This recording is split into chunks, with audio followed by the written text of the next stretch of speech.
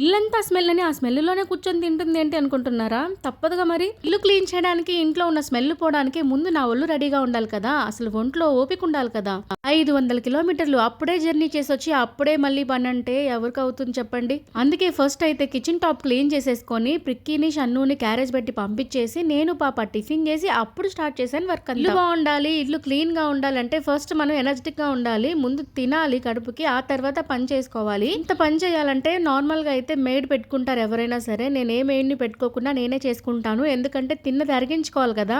ఫుల్‌గా తినేసి అలా కూర్చొని పనామకి పనులు చెప్తే నా వొళ్ళు ఎలా తగ్గుతుంది? అందుకనే నేను నా పనులు నేనే చేసుకుంటాను. ఎటువంటి మెయిడ్‌ని పెట్టుకోకుండా. ఇవైతే నేను నెల్లూరు నుంచి తీసుకొచ్చుకున్నానండి. చిరికూర మాకిక్కడ దొరకదు హైదరాబాద్‌లో. తెలంగాణ వాళ్ళు ఎవరు తినరేమో చిరికూర. అందుకని నాకిక్కడ దొరకట్లేదు. చాలా దగ్గరలో అడిగాను. అసలు ఏంటి ఆ కూర అని అడిగారు. అందుకని నేను చిరుకూర నెల్లూరు నుంచి తెచ్చుకున్నాను. అయినప్పటికీ బస్సులో కదా కాస్త వాడినట్టు అయిపోయింది. ఇంకా కొన్ని ప్లాంట్స్ కూడా తెచ్చుకున్నాను. వీటిల్లో కొన్ని తలకోన నుంచి తీసుకొచ్చున్నాను. కొన్ని అత్తమ్మోళ్ళ ఇంట్లో నుంచి తెచ్చుకున్నాను. తమలపాకు ప్లాంట్ నా దగ్గర ఉంది. కానీ తమలపాకు చెట్టు ఎక్కడ చూసినా సరే నాకు ఒక కరువు అనమాట. చూడగానే ఎంతో కొంత తెచ్చుకోవాలనిపిస్తుంటది. ఇంకా నా గార్డెన్ చూసినట్లయితే నా బుజ్జి గార్డెన్ మొత్తం వాడిపోయిందండి. నేను లేకపోయేసరికి అసలు కళాకాంతి లేకుండా అయిపోయాయి. ఎందుకంటే వాటర్ పోసే వాళ్ళు ఎవరు లేరు. ఒక్కసారేమో వాచ్మెన్ అన్నకి చెప్పాను పోయమని, పోసారట. నేను హడావిడిలో ఉండి మళ్ళీ ఫోన్ చేయలేదు ఆయనకి. ఇంకా పోయలేదు ఆయన కూడా. మొత్తం అన్నీ వాడిపోయినాయి. టర్టిల్ వైన్ అయితే అసలు పూర్తిగా వాడిపోయింది. చాలా ఇష్టం నాకు అది. చాలా బాగుంటుంది, గుబురుగా భలే వస్తుంది హ్యాంగింగ్ ప్లాంట్. ఇంకా టమాటాలు మాత్రం పండినాయి. నేను వెళ్ళేటప్పుడు పచ్చిగా ఉన్నాయి. ఇవి చెర్రీ టమాటోస్. నేను లూలు మాల్కి వెళ్ళినప్పుడు అక్కడ చెర్రీ టమాటోస్ కొనుక్కున్నాను. వాటిని ఒక 2 ఇట్లా వేసాను అనమాట. పాట్స్లో వచ్చేసింది టమాటో చెట్లు భలే వచ్చేసాయి. ఇంకా ఇల్లంతా స్మెల్ అన్నాను కదా, ఏంటనుకుంటున్నారు? మా వాళ్ళు అంటే మా ఇంట్లో మహాత్ములు అనమాట. ముందే స్టార్ట్ అయిపోయాను. వీళ్ళు వెనకొచ్చారనమాట. వెనకొచ్చేటప్పుడు ఫ్రిడ్జ్ ఆఫ్ చేసి వచ్చారు. ఫ్రిడ్జ్ లో 2 కేజీలు టమాటాలు ఉన్నాయి. కొన్ని కూరగాయలు కూడా ఉన్నాయి. నేను ఊరు వెళ్తున్నానని ఆల్మోస్ట్ అన్ని అయిపిచ్చేసాను. కానీ టమాటాలు లాస్ట్ లో తీసుకొచ్చాడు షన్ను. అందుకని సర్లే ఉంటాయి ఫ్రిడ్జ్ లోనే కదా అనుకుని అలా వదిలేసి వచ్చేసాను. వీళ్ళేమో ఫ్రిడ్జ్ ఆఫ్ చేసి వచ్చారట.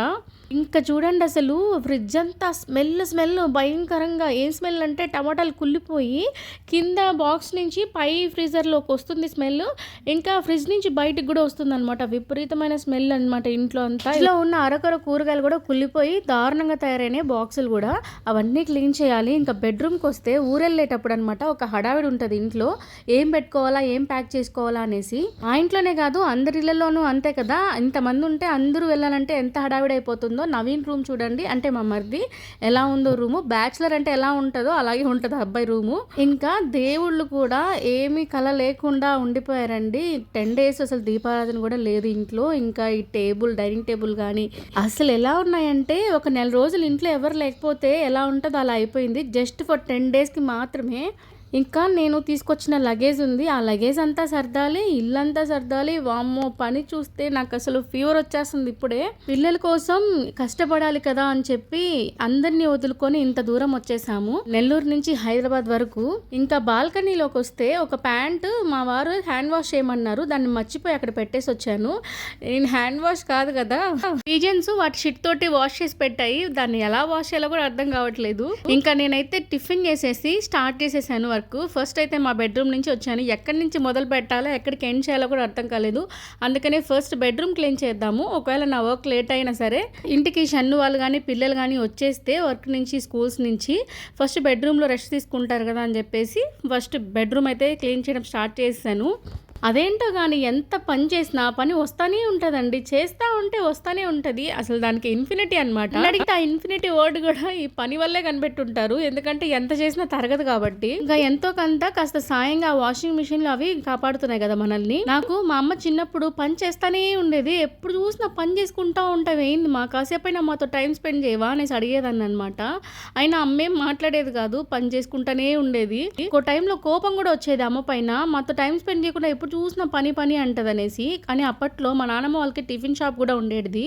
ఇంటి పని, టిఫిన్ షాప్ పని, మా పని అంటే మా నాన్నమ్మ తాతయ్యల పని అంటే అత్తమామల పని. ఇంకా డాడీకి ఏం కావాలో అన్నీ చూసుకునేది అనమాట. డాడీ ఈవెన్ ఇన్నర్స్ కనబడకపోయినా అమ్మనే పిలిచి అడిగేవాడు. నాకు ఇంకా బాగా గుర్తుంది. ఏం డాడీ అవి కూడా తీసుకోలేడా, అవి కూడా అమ్మే ఇవ్వాలా అనుకునేదాన్ని. ఇప్పుడు నేనేం చేస్తున్నాను, షన్ను అడగకపోతే inners, shirt iron, pants, belt, purse key chain ఇంకా తన ఫోన్లు అన్నీ రెడీ చేసి టేబుల్ మీద పెడతాను. అంటే మనకు ఒక బాధ్యత వచ్చాక ఆటోమేటిక్గా అన్నీ అలా చేస్తూ ఉంటామన్నమాట. అప్పట్లో చిన్నదాన్ని కాబట్టి నేను అమ్మని అర్థం చేసుకోలేకపోయాను. నేను అమ్మని అర్థం చేసుకోలేదు సరే, నా పిల్లలు నన్ను అర్థం చేసుకోవాలని నేను ఎలా అనుకుంటాను. ఎందుకంటే అప్పట్లో అమ్మ నాకు అర్థమయ్యేలాగే ఏమీ చెప్పలేదు కాబట్టి నేను అర్థం చేసుకోలేదు. కానీ ఇప్పుడు నా పిల్లలకి నేను అన్నీ చెప్పుకుంటూ వస్తున్నాను. మా అమ్మకి ఇంత వర్క్ ఉంటుంది నాన్న, ఈ వర్క్ అంతా కంప్లీట్ చేసుకొని వచ్చాక మీతో టైం స్పెండ్ చేస్తుంది అనేసి. ఎందుకంటే వాళ్ళు కూడా నాలాగా అనుకోకూడదు కాబట్టి నేను అలా పిల్లలకి చెప్తూ ఉంటాను. పనులు కూడా అమ్మ చేసేటప్పుడు ఏం అర్థమయ్యేది కాదు, కానీ మనం చేస్తుంటే అర్థమవుతుంది, అయ్యో అమ్మ ఎంత పని చేసిందా అని నాకు ఇప్పుడు అనిపిస్తుంటుంది. ఇంకా బెడ్రూమ్లో బెడ్షీట్ అవి సర్దేసి బట్టలు మడతేసాక ఇంకొక మూలలో ఇంకా పాప గౌన్లు ఉన్నాయి. ఇవేంటంటే ఊరేటప్పుడు హడావిడిలో ఒక బ్యాగ్ కావాలని చెప్పేసి ఒక బ్యాగ్లో పాప గౌన్స్ ఉంటాయి, ఆ గౌన్స్ అన్ని ఇక్కడ వేసేసి ఆ బ్యాగ్ తీసుకెళ్ళాను. ఈ గౌన్స్ అన్ని ఏంటంటే పాప పుట్టినప్పుడు, పురుడప్పుడు, బర్త్డే అప్పుడు, ఫస్ట్ బర్త్డే అప్పుడు వచ్చిన గౌన్స్ అనమాట. షన్ను పాపకి ఈ గౌన్లన్నీ ఏమీ వేయనీలేదు, ఎందుకంటే ఇవి గుచ్చుకుంటాయి, నెట్టెడు అది ఇది మెత్తగా ఉండాలి అనేసి షన్ను ఇవేమీ వేయనీలేదు. కానీ వీటి అవసరం జితీష కన్నా బయట ఇంకా చాలామంది పిల్లలకి చాలా ఎక్కువ ఉంది అనేసి నేను వీటిని ఇలాగా దాచిపెట్టానమాట. వీలు చూసుకొని తీసుకెళ్ళి ఇద్దామని చెప్పేసి. ఈ గౌన్స్ అన్ని పాపవి, కనీసం ట్యాగులు కూడా తీయలేదనమాట. అసలు పాపకు అసలు వేయలేదు, ట్యాగ్స్ కూడా తీయలేదు. గౌన్లు అయితే చాలా ముచ్చటగా ముద్దుగా భలే ఉంటాయి అసలు. షన్ను మెత్తగా ఉండే వెయ్యి, మెత్తగా ఉండే వెయ్యి, ఇవన్నీ వెయ్యొద్దు అంటాడు షన్ను, అందుకని తీసి పక్కన పెట్టాను. వాటన్నిటి దుమ్ము పట్టకుండా చాలా జాగ్రత్తగా నేను ఒక బ్యాగ్లో పెట్టున్నాను. ఇంకా ఇప్పుడు ఏంటంటే బాక్స్లో పెట్టేస్తున్నాను, ఎలాగో తొందరలో వెళ్తాం కదా అని చెప్పేసి రెడీగా తీసుకెళ్ళిపోవడానికి. ఈ బాక్స్ని ప్యాక్ చేసేసి పైన పెట్టేశాను.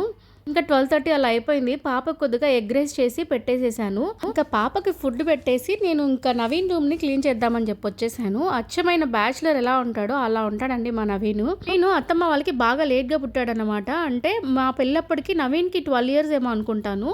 చాలా చిన్నోడు, మా తమ్ముడు కన్నా చాలా చిన్నోడు అనమాట. కొత్తగా పెళ్ళయి అత్తమ్మ వాళ్ళకి వచ్చినప్పుడు ఆడపిల్లలు ఎలా ఉంటారు, చాలా క్యూట్గా, ఇన్నోసెంట్గా, చైల్డిష్ పనులు చేసుకుంటూ అలా ఉంటారు కదా. నాకు ఆ పనుల్లో తోడుగా ఉండింది మా నవీన్ అనమాట.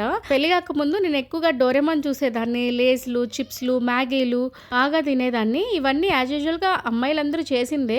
అమ్మని డాడీని తమ్ముని వదిలేసి వచ్చిన తర్వాత నాకు ఇక్కడ లోనేగా అనిపించేది. ఆ టైంలో నవీన్ డోరేమాన్ పెట్టి స్నాక్స్ తెచ్చేవాడు. అంటే నా కోసం కాకపోయినా తన కోసం చేసేవాడు, కానీ అవి నాకు నచ్చాయి అనమాట. అవన్నీ నేను చేసేదాన్ని కాబట్టి. అప్పట్లో ఏంటంటే అత్తమ్మ మామయ్య అంటే భయం ఉంటది. ఇంకా షన్ను ఏమో ఆఫీస్కి వెళ్ళిపోతుండే. ఇంకా అలా ఎక్కువ నవీన్ తోటే అనమాట. ఇంకా తనకి స్కూల్ కి లంచ్ అవి రెడీ చేసి ఇవ్వడం, స్కూల్ నుంచి వచ్చినాక ట్యూషన్ చెప్పడం, ఇంకా బర్త్డేలు అప్పుడు సెలబ్రేట్ చేయడం, ఇలా అయిపోయిందనమాట. పోను తర్వాత ప్రిక్కీ పుట్టాడు. ప్రిక్కీ పుట్టిన తర్వాత నవీన్ ఏమో పెద్ద అబ్బాయి, ఇంకా ప్రిక్కీ ఏమో చిన్న అబ్బాయి లాగా అయిపోయింది నాకు. తను కాలేజ్కి వీడిని స్కూల్కి పంపించడం, క్యారేజీలు రెడీ చేసి పెట్టడం, ఇంకలా నవీన్ పెద్ద జాబ్ వచ్చినా సరే ఇంకలా మాతోనే ఉండిపోయాడు అనమాట. ఇంకా ఈ విషయంలో మా అత్తమ్మోళ్ళు కానీ మా రిలేటివ్స్ కానీ నన్ను ఒక రేంజ్లో చూస్తారనమాట. అంటే మరిదిని కూడా కొడుకులాగా చూసుకుంటుంది అనేసి. అంటే నా రెస్పెక్ట్ ఒక 10 times పెరిగిపోయిందనమాట, నాకు ఇచ్చే రెస్పెక్ట్. ఏదైనా మన చేతుల్లోనే ఉంటుంది కదండి. నేను అలా నా రెస్పెక్ట్ని కాపాడుకుంటూ వచ్చాను పెద్ద కోడలుగా. ఆ రూమ్స్ అన్నీ క్లీన్ చేసేసాక హాల్ కూడా క్లీన్ చేసేసాను. బెడ్షీట్లు, దివాన్లో షీట్స్ అన్నీ మార్చేసేసి ఇల్లు చిమ్మేసేసి మాప్ పెట్టేశాను అనమాట. అప్పటికి కానీ నాకు మనశ్శాంతి రాలేదు మాప్ పెట్టేంత వరకు. ఎక్కడ కూర్చోవాలన్నా భయం వేసేది. దుమ్ము ఎక్కడ దోమలు గుడ్లు పెట్టేసాయేమో అనేసి ఒక భయం వేసేది.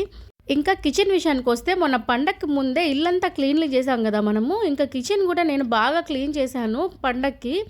మీరు నా లాస్ట్ వీడియోస్ చూసినట్లయితే మీకు అర్థమవుతుంది ఎంత కష్టపడ్డామో ఈ కిచెన్ ఇలా తయారు చేయడానికి. చాలా వర్స్ట్గా ఉండింది. ఇంతకు ముందు ఉన్న వాళ్ళు చాలా చండాలంగా పెట్టుకున్నారు. మేము దాన్ని అంతా బాగా క్లీన్ చేసుకొని సర్ఫ్ ఆయిల్, సోపులు, బేకింగ్ సోడాలు అన్నీ వేసుకొని క్లీన్ చేసుకొని చక్కగా ముగ్గులు పెట్టుకొని అన్నీ చేసి పెట్టుకున్నాను. కానీ 10 days ఇంట్లో లేకపోయేసరికి నా కిచెన్ కూడా గందరగోళం అయిపోయింది. ఇంకా కిచెన్ కూడా లిక్విడ్ వాష్లని అవి ఇవి వేసేసి బాగా క్లీన్ చేసేసాను. పెద్దోళ్ళు ఇంటిని చూసి ఇల్లాలని చూడాలి అనేవాళ్ళు. ఎందుకు చెప్పండి ఆ సామెత. ఫస్ట్ ఇంట్లోకి రాగానే కాలు కింద ఇసుక పడిందంటే ఆ ఇల్లు చిమ్మలేదని, లోపలికి వచ్చాక దుమ్ము ధూళి ఇంకా గిన్నెలు అలా పడున్నాయంటే ఆ ఇల్లాలు సరిగా లేదు, అందుకే ఇల్లు కూడా ఇలా వర్స్ట్గా ఉంది అనేవాళ్ళంట. వాళ్ళు అలా ఎందుకు అనేవాళ్ళో తెలియదు, కానీ నాకు మాత్రం ఇల్లు ఇలా పర్ఫెక్ట్గా ఉండాలండి ఎప్పటికప్పుడు. లేకపోతే నన్ను లోపల గెలుపుతా ఉంటది. అక్కడ చండాలంగా చిందరవందరగా పడుండి నేను అలా కూర్చున్నానంటే నాకు ఒంట్లో ఓపిక లేకపోతే అలా చూస్తూ ఉంటాననమాట. దాన్ని క్లీన్ చేయాలి, దాన్ని క్లీన్ చేయాలి, దాన్ని క్లీన్ చేయాలి అని చెప్పేసి నా మైండ్‌లో తిరుగుతానే ఉంటది. అది తట్టుకోలేక ముందు పోయి దాన్ని క్లీన్ చేసేసి తర్వాత వచ్చి కూర్చుంటాననమాట. అలా ఉంటది నా మైండ్. ఇంకా ఇంటికొచ్చినప్పటి నుంచి ఫస్ట్ ఇల్లు క్లీన్ చేసేయాలి, ఇల్లు క్లీన్ చేసేయాలి, ఇల్లు క్లీన్ చేసేయాలి దానిలోనే ఉండింది. సరే ఎలాగో చేస్తున్నాను కదా! నాకు కూడా కాస్త టైమ్ పాస్ అయినట్టు ఉంటదని చెప్పేసి నేను కూడా వీడియో చేస్తూ చేద్దాము అనేసి వీడియో కూడా షూట్ చేసేసాననమాట. ఇంత పనిలోనూ వీడియో షూట్ ఏంటమ్మా తల్లి అనుకుంటారేమో. నన్ను నేను ఎక్స్‌ప్రెస్ చేసుకోవడానికి ఇంతకన్నా ఒక మంచి టైం దొరకదు అనుకున్నాను. అందుకనే నేను ఈ వీడియో షూట్ చేశాను. ఇంకా మా హాలు, బెడ్‌రూము, కిచెను, ఇంకా ఫ్రిడ్జ్ కూడా అన్నీ క్లీన్ చేసేసి మంచిగా కూరగాయలన్నీ సర్దేసేసి ఫ్రిడ్జ్‌లో కూడా సర్దేశాను. నార్మల్ డేస్‌లో కూరగాయలు కొనుక్కోవాలంటే ఆస్తులు అమ్ముకోవాలి. ఫ్రిడ్జ్ కూడా సర్దేశాక ఇంకా బట్టలు మిషన్‌లో వేయడానికి వచ్చాను. 1 కాదు, 2 కాదు వేస్తా ఉంటే వస్తూనే ఉన్నాయండి ఈ బట్టలు. అదేంటో అర్థం కాదు. ఈ గిన్నెలు, ఈ బట్టలు మనం పోయేంత వరకు మనల్ని వదలవేమో. 10 ట్రిప్పులు బట్టలేసి లోపలికి వచ్చిన తర్వాత ఇంకొకటో రెండో అయినా మళ్ళీ కనిపిస్తాయి మిషన్లో వేయడానికి. అట్లాగే 2 షింకులు గిన్నెలు తోమిన తర్వాత కూడా ఒకటో రెండో ఒక గ్లాస్ చిన్న టీ కప్ అయినా సరే మనకి తోమడానికి మిగిలే ఉంటుంది. కూర్చుంది అప్పుడే పనంతా అయిపోయింది అనుకుంటున్నారా? ఇంకా బోల్డ్ అంత ఉంది. ఇంకెళ్ళి ఫ్రెష్ అయ్యి నైట్కి ఫుడ్ ప్రిపేర్ చేసి షన్ను వస్తే షన్నుకి పెట్టి పిల్లలకి పెట్టి ఆ తర్వాత తిని పడుకోవాలి. నా వీడియోలో ఇక్కడి వరకు వచ్చారంటే ఖచ్చితంగా నచ్చే ఉంటుంది. నచ్చితే మాత్రం లైక్ చేసి కామెంట్ చేస్తారు కదూ.